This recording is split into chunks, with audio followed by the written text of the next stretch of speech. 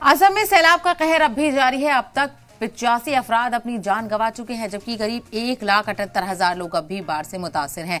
जी media की team ने शिवसागर के ग्राउंड जीरो का जायजा लिया, जहां कई घर तबाह हो चुके हैं और लोग राहत के इंतजार में हैं। इसी दरमियान गौरैया जातिया परिषद ने सैलाब मुतासिर इलाकों में राशन, कपड़े और 5 से 7 हजार रुपए की नकद इमदाद तकसीम की। तंजीम ने असम हुकूमत से मुतासिर खानदानों के लिए बड़े राहत पैकेज और मुआवजे का भी मुतालबा किया।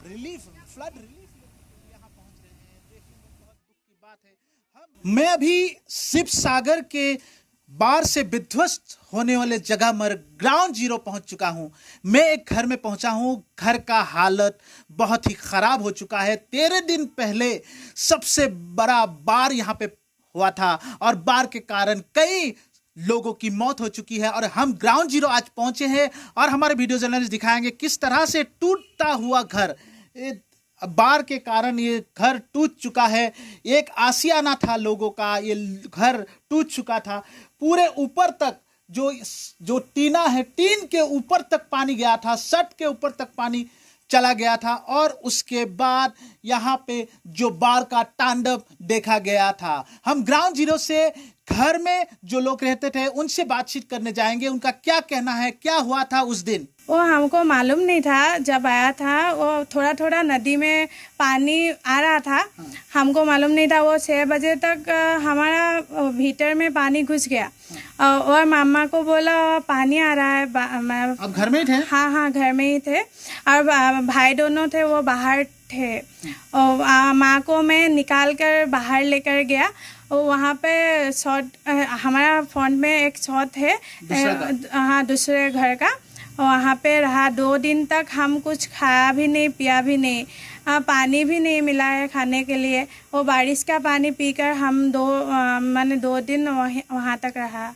खास तौर से कोई मदद, जैसे सरकार के तरफ से कुछ खास मदद, जैसे कि आपका घर टूट चुका है, घर बनाने के लिए कुछ पैसे या कुछ राहत सामग्री यहाँ पहुँचा है क्या? नहीं पहुँचा है अभी तक। सरकारी आदमी भी हमारे पास नहीं आया है अभी तक।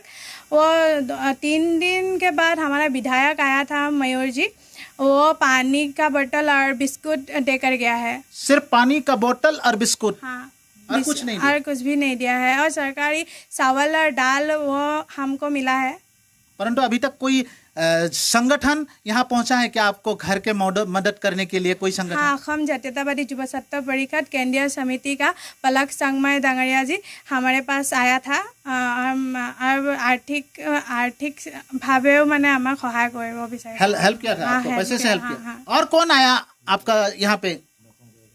सदर असम जातीय गरिया परिषद, वो भी आया था हमारे पास। क्या हेल्प किया उसने? वो आर्थिक भावे हेल्प किया।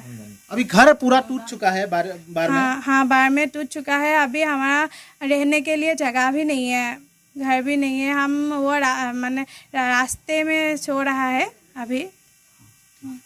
जैसे कि हम गोरिया लीडर से भी जानकारी लेंगे, वो क्या आज यहाँ क्यों पहुँचे? आप लोग तो सब जानते हैं कि आज से 13 दिन पहले एक डिवास्टेटिंग फ्लड आया था। तो उस फ्लड में इस इलाके में काफ़ी डिवास्टेशन हुआ है। तो आज हम लोग यहाँ आया था। हम लोगों ने सुना था कि काफ़ी लोग क्षतिग्रस्त है और कुछ लोगों को कोई रिलीफ नहीं मिल रहा है। तो हमारा एक जनगोष्ठीय संगठन है। सो आर्थिक से economically we are not so sufficiently equipped, और इवन देन हम लोग जितने लोगों को हेल्प किया जा सके वो करने की कोशिश कर रहे थे। उसी के हम आज यहाँ आया था। तो आके जब देखा कि इनके घर पूरी तरह से टूट चुका है और अंदर भी when we see inside the room and the house and we have see utter devastations. So whatever we have, we give them as a help so that they can bring something for them. Is yes, we give some monetary help. We basically give monetary because this is the most needed thing they need, because they have to repair their house. So otherwise they will not, where will they live?